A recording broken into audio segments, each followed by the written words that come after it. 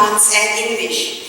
And my hymnals span different religious traditions: evangelical, Pentecostal, Methodist, Congregational, Baptist, and so much more. And if you are looking for the music, it is likely that I will find the particular song in my collection. But what is it about the songs of our faith that moves me? I love the words, I love the poetry, the stories that tell of the song and the music. I love the memories that it holds. I love how it can take me right back to a time and a place. The songs transport me to a time sitting around the campfire in the Drakensberg Mountains, singing with my friends to our heart's content, lifting up our voices in praise of our God.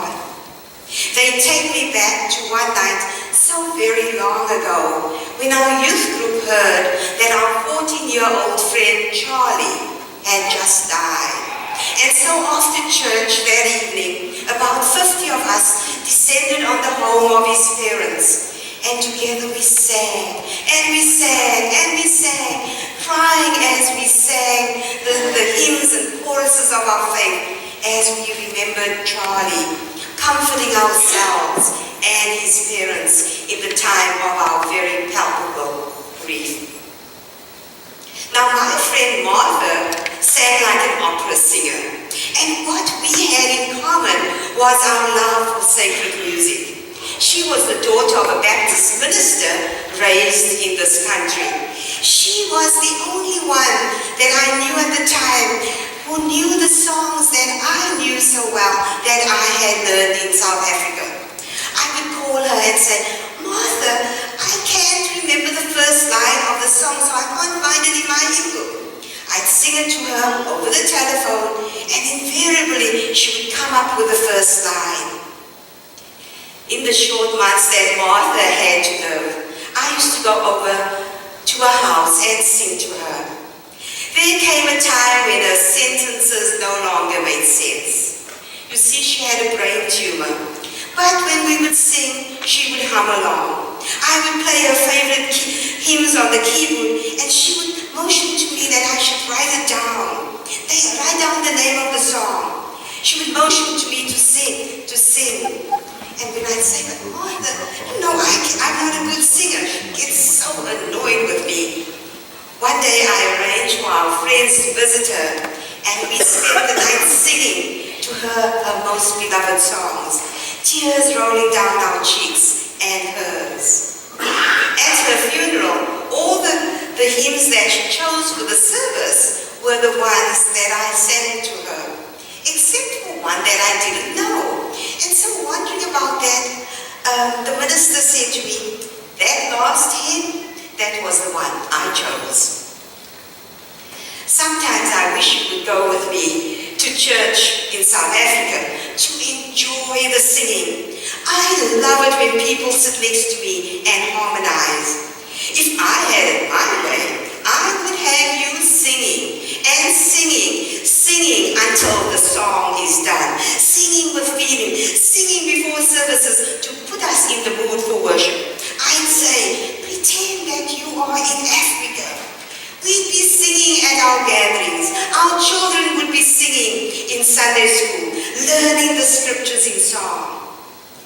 In Africa, we often don't have hymnals with the music scores. Pretty much we know the songs by heart.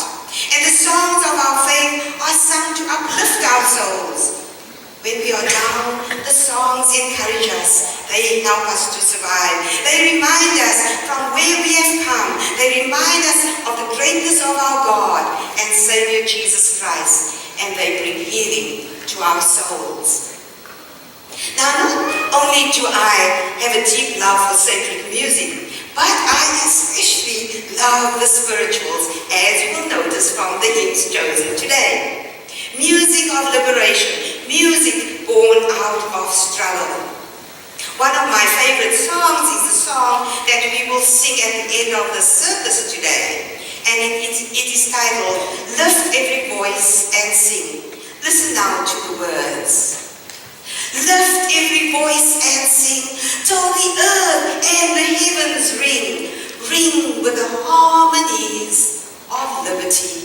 Let our rejoicing rise high as the listening skies. Let it resound loud as the rolling sea. Sing a song full of the faith that the dark past has taught us. Sing a song full of the hope that the present has brought us. Facing the rising sun of our new day begun, let us march on till victory is won. Friends, what would happen if our singing would resound loud as the rolling sea? I think we'd be lifting up our voices and raising the roof with our singing. And people would come to our services because our worship, our singing is so spirit-filled and so meaningful. Our songs, our singing we would be singing of our hope and our dreams of deliverance from what ails us. They would reflect our faith, our longings to be ever more faithful. And they would remind us that God is in charge, present to us in times of joy and pain. Listen now to the second verse of the song, Lift Every Voice. Stony, some of our songs are also sorrow songs, and so listen to the second verse. Stony the road we trod, bitter the chastening rod, felt in the days when hope unborn had died. Yet with a steady beat had not our weary feet come to the place for which our fathers sighed. We have come over the way that with tears have been watered. We have come treading our path through the blood of the slaughtered. Out of our gloomy past, till now we stand at last, where the white gleam of our bright star is cast. And some of our songs are prayers that we lift up to God. Hear now the third verse of that hymn. God of our weary years, God of our silent tears, Thou who hast brought us thus far on the way, Thou who hast by Thy might led us into the light, keep us forever on the path, we pray. Lest our feet stray from the places, our God, where we met Thee, lest our hearts, drunk with the wine of the world, we forget Thee. Shadowed beneath Thy hand, may we forever stand, true to our God and true to our native land. Turning to our scripture this morning, I want to draw your attention to the story of Queen Esther, a woman most noted for her extraordinary courage because she saved her people, with God's help, from being killed, from being massacred. So young and naive, Esther was around age 14 maybe, when she was chosen to be queen of one of the most powerful kings in the Persian Empire. She was chosen because of her extraordinary beauty, but she kept her Jewish identity a secret. Later, through her cousin Mordecai, she learned of the plot to kill her people. And so Mordecai persuaded her to do something to save her people. He reminded her that perhaps you have come to royal dignity for such a time as this. And Esther was very afraid, and she was at first resistant, because she said, what can I, a young woman, do? But she eventually put her fears aside, and she declared, I will go to the king, and if I perish, I perish. Esther called on the people first to fast and pray, and then she approached the king unsummoned. Note that if you did such a thing, if you went to the king unsummoned, you could be severely punished or killed for such an act. But she managed to reveal to the king of one of his officials' plan to kill her people. Know that it wasn't until she acknowledged her identity as a Jew, a Jew like her people, that God used Esther as a willing vessel for salvation, and the decree to kill her people was rescinded. Through the centuries and even today, Jews still celebrate Esther's tremendous courage in the Feast of Purim, honoring how God made a way through her to save her people. But Queen Esther is not the focus of my sermon today. We are so familiar with her story that we forget that she was not the first queen, and certainly not the first queen to defy the king. We know that it is through Queen Esther's memoirs that we learn of the first queen, Queen Vashti. In Esther chapter 1, we read her story. And so the scripture tells us that for 6 months the king was having banquets and festivities for all the princes and the royal subjects and for the military officials in his kingdom. And he even continued the celebration for an extra 7 days. Wine was free-flowing, and the king was showing off his wealth and his splendor to all of his subjects. And in the meantime, Queen Vashti herself was having a private party of her own, entertaining the wives of these officials. And so as the king's party had gone wild, drinking, people were so drunk and the king was so happy, the king ordered 7 eunuchs to bring the queen to him immediately so that he could show off her beauty to his drunken guests. But when they came to her, Queen Vashti lifted up her voice and said, no. She refused to come. She refused to subject herself to the king's bidding. Now you can just imagine how angry the king was. How dare she? Who did she think that she is? The king could not afford such subordination. If she could do this, what would the women of the land do? They would begin to think that they are men's equals. They would begin to make decisions on their own, and they would not subject themselves to the men in their lives. So the king called all the wise men together and asked for their counsel. What would you do? What is your advice that you can give me? And they decided to make an example of her, for she was a threat to the social order. And so because Queen Vashti said no, because she refused to leave her guests, Queen Vashti lost the crown and was banished from the kingdom of Shusha. And we don't hear of her ever again. Now, what does this have to do with our theme, Lift Every Voice and Sing? I share these stories of women with you because both Esther and Vashti lifted up their voices.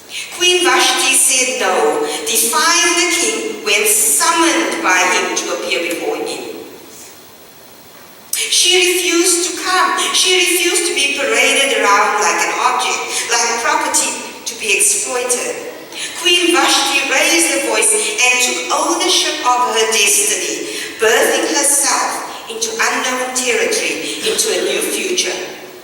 Banishment. She paid the price, surrendering not only her throne and her title, but the maid service that went with her, the designer gowns, her ample allowance, and her opulent lifestyle. Queen Vashti changed the course of history so that Esther could become queen. Without Queen Vashti, we would have no Queen Esther. Queen Vashti defied the king when summoned by him to appear before him. Queen Esther defied the king by going into his chambers unsummoned, lifting up a voice in service of her people, and he listened to her. She could go, Queen Esther could go, because Vashti refused to come. Both of these women took risks, one risking her crown and the other risking her life. Queen Vashti prepared the way for Esther. She was a leader, a bodacious leader. Her role in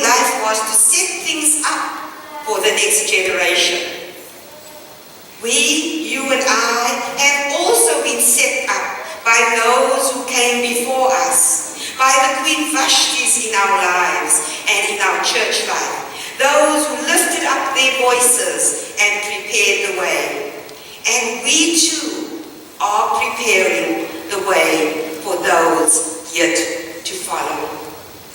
So friends, let us lift up our voices in remembrance and honor of those who have paved the way for us. Let us remember on this day of my installation, the stony road that people trod and the bitter tears they shed when hope almost had died. Let us celebrate and lift every voice and sing till earth and heaven ring with the harmonies of liberty. And let our rejoicing rise high as the listening skies. Let it resound loud as the rolling sea. Amen.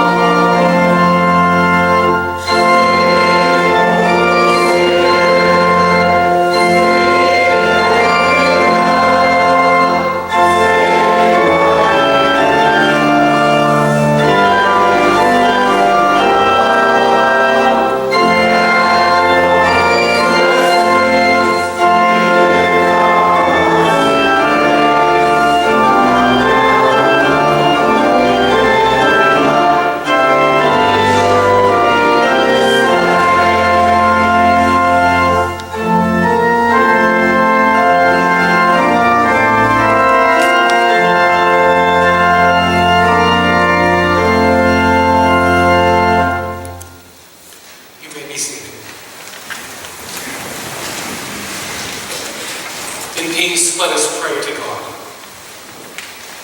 We pray for peace among the nations, food for the hungry, justice for the poor, and a life of dignity for all people.